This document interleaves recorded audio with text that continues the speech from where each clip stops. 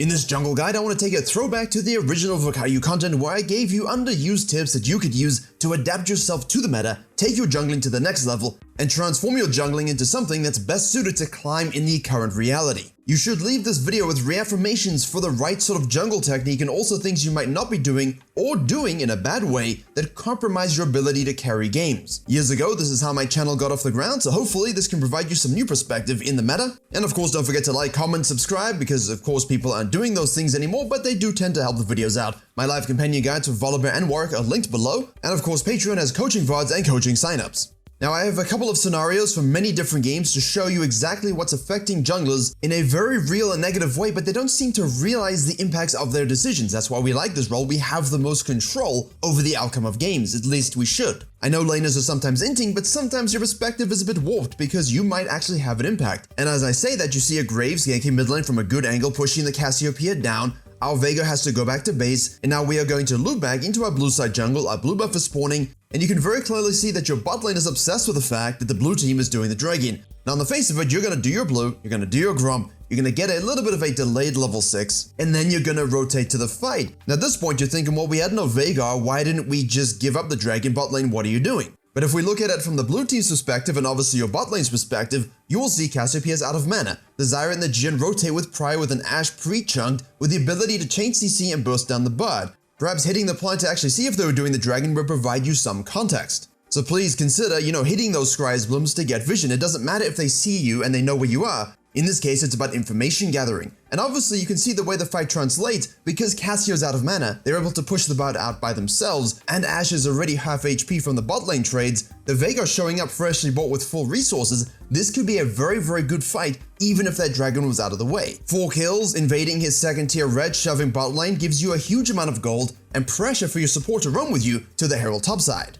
However, despite the fact that this fight looked terrible, most of you are probably siding with the Graves at this point. Given my explanation, I don't think you should side with the Graves. I think the better opportunity was to hit the Scry's Bloom, get vision, rotate as a threesome, and then deal with that fight yourself. You don't always need to go, guys, give it up, let's go farming and do whatever. And obviously a little bit of vision usage and a bit of F key usage would allow you to see that situation a little bit better. But let's see how the Graves ended up in this particular situation in the first place. We'll start the game again. And now as a note, the guy's name was something like IFPings muted, which is great. I always tell you guys to mute things that annoy you, that compromise your game plan. But at the same time, that then puts everything on you. If you miss information because you can't hear your team pinging, you should have noticed it, you should have been able to make the play, and it's your fault if you don't react to it. Firstly though, the Graves 5 camp crabs. The problem is the Shocker read and called his bluff and also 5 camp crab, which is not what you would expect. But if you watched my video earlier in the week, you would understand that dynamic pathing is huge and information gathering is a core part of that. He didn't ward early or decide to, think about what the Shocker might do.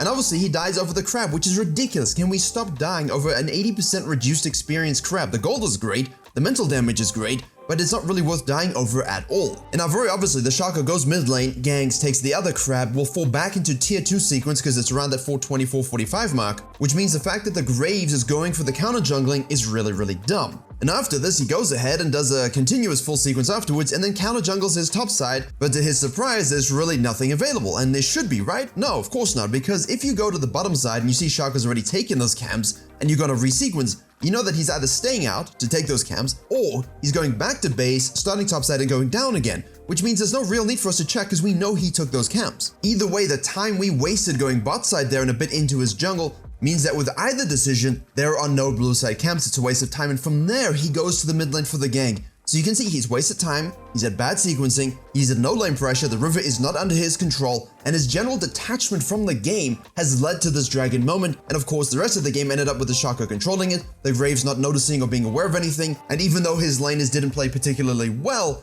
he didn't have a hand in anything. So the whole concept behind the ripple effect here is that you must understand that your actions have consequences, even the inactions. It also means that your mistrackings and misunderstandings of jungle game plans and locations can remove you from the game more so than them perhaps doing something quite extraordinary. Likewise, having general awareness and missing obvious plays is directly relevant to your F key and camera movement. I'm sorry to keep bringing it up, but watch this. On the face of it, a standard Viego and standard Monkey, they go 5 camping in the opposite direction. That means they can converge on mid lane. It also means as Wukong that your bot lane didn't have to leash, which also means they should have poke pry and the ability to pre-chunk their enemies. As such, you have about 46 seconds before your second Gromp is going to spawn. You also know that your Volibear first blooded the Sejuani, and now the Viego's gonna probably either look to dive her if she's low again, or he's gonna reset, gank the pushing bot lane if they haven't already died or perhaps they're still pushing, and then fall back to a regular sequence, which he could then use for Dragon Prio, counter jungling, ganking mid, etc. So let's call this the time invest rule. How do we want to spend our jungling time in the most constructive way possible and snowball the correct lane? Simple F key usage would show you that your bot lane is level 3, they're level 2, they've already chunked the Jhin down, and now we can go and do our Krugs,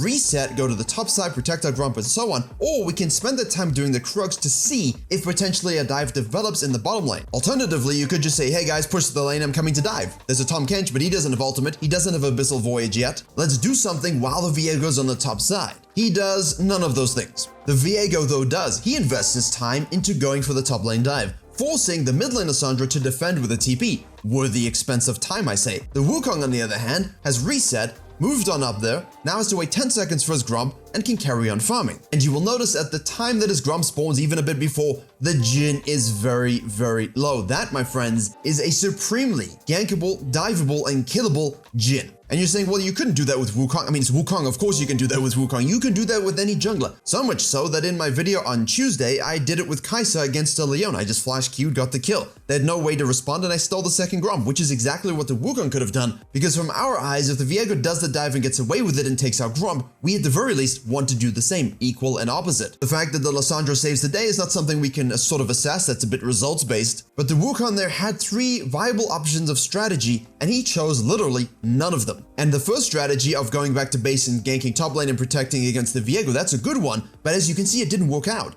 His time assessment was way off, which is why I gave a specific approximation, that's a bit ironic, but you know what I mean, specific approximation of when that Gromp's gonna respawn. Could be 417, could be 423, depends on the champion and the pilot. Now the Ezreal overcommits and dies, that's fine, he still shows up, he gets 2 kills, that's great. The Viego on the other hand decided instead of going directly there, because obviously there was some, killings and death in the bottom lane, let me go to the Raptors, and then I can do my Wolves Gromp and gank, or at the very least, cut in and look for other plays. Obviously, the enemy mid also used the TP from Lissandra, caused by Viego, that prio that Sylas had to gank bot lane or at least show up. Viego understanding the ripple effect of his game, and the Wukong, not so much. Wukong now has to base, the Viego uses the outside in rule and goes for the crab before the Gromp, because obviously good value there, and then uses the back timings and pressure release to go ahead and secure a very free dragon. Viego then uses the knowledge that obviously the Wukong's gonna go to his top quadrant, 3rd spawn Gromp, 3rd spawn Wolves, his blue's gonna be up, to go ahead and gank bot lane, dive bot lane, and in doing so forces the Wukong to rotate and take Raptors. And yes, this is bot lane focus because the meta is bot lane focus. You could swap it, it doesn't really matter, the point stands, is just a lot of double kills on the bot lane,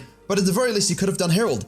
No, he takes Raptors, goes mid lane, and then dies. And what you're seeing subsequent to this is a whole bunch of Viego carrying the game using the lane that he's gonna spam gank and take control of. And that's another thing, let's call it 2B or at least 0.3. Even in coaching, I'm not seeing enough junglers from Diamond 1 all the way down to Bronze spam gank and abuse lanes with ease. If you're able to burn sums and have that control over it, make sure you are punishing them and get 5 plates, get your laners super far ahead. The fact that you go for Raptors and then die mid lane doesn't help anyone. This Viego understood fully the time invest rule, he understood the ripple effect rule, and he used it to camp a lane and get everyone fed MVP. Now a lot of this video is dealt with your rotations around the map, which lanes you want to gank, how to control that for objectives, river control. At the same time, you must make sure, and I've said this before but I'll keep reiterating it, if you have someone help you get a sneaky dragon or a sneaky herald from the mid lane, top lane, or bot lane perspective, look at the lanes, look at the HP, look at the resources. Can we 3v2 that bitch? Can we 2v1 the top laner? Can we translate this objective into further kills, and then you can reward yourself with camps afterwards by falling back to them? In short, escort your laner back to lane if the enemy is strong and has created prio in their absence. They came to help you get an objective, use that to help them and maybe even get kills. At the very least, you can look to push their lane off, decompress it, and then you can repeat gank shortly after. If you don't guide them back and they die, sure, you can blame them and technically it is on them, but at the same time, if you just guided them back, you get double kill and you get to push. I mean, that's all a win-win, right? People will continue to be people, whether it's on the roads or in League of Legends, and they might just Neanderthal it up sometimes, but you have to still be the gorilla amongst the monkeys. You have to be the shepherd amongst the sheep. And every time you take your hands off, every time you assume they're gonna do what you think they should do,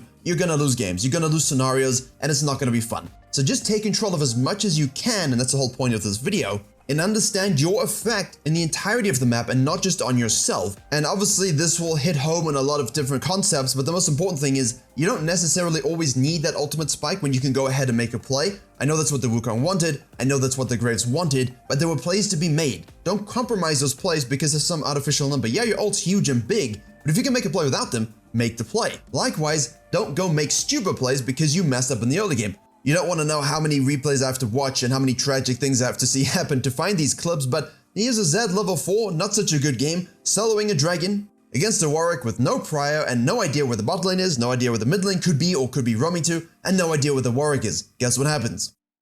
Yeah, exactly. Likewise, you might be in a prime position to do a dragon, but what if your bot lane just won 2v2 or you ganked a 2v2, they're low. They can shove and deny and reset, get a lot of gold, and then use that for 2v2 wins against the bot lane, and then you can take a free dragon. So don't force heralds, don't force dragons when they are not forceable. See your lanes and understand that if you force them to do this in a low elo game, you could very easily lose. So as you can see in this video, a lot of bad habits and really bad decision making. On the other side of the coin, when you make good decision making and you understand the impact of the jungle on the map, and you basically play around the true win conditions of the game, you will very easily control most games. But a lot of this is stuff I'm seeing in Diamond, it's stuff I'm seeing in Master, it's stuff I'm seeing in Platinum, Gold, and Silver. It's just a little bit worse because obviously in Silver, no one really knows what to do as a laner, so you have to play around that a bit differently. But usually if you take control of things in spam gank lanes especially, you kind of open up those priors for dragons and heralds, you open up those priors to invade counter jungle and use the herald for 5 plates, and you kind of open up the ability to spam gank and abuse a lane. You just gotta look for it,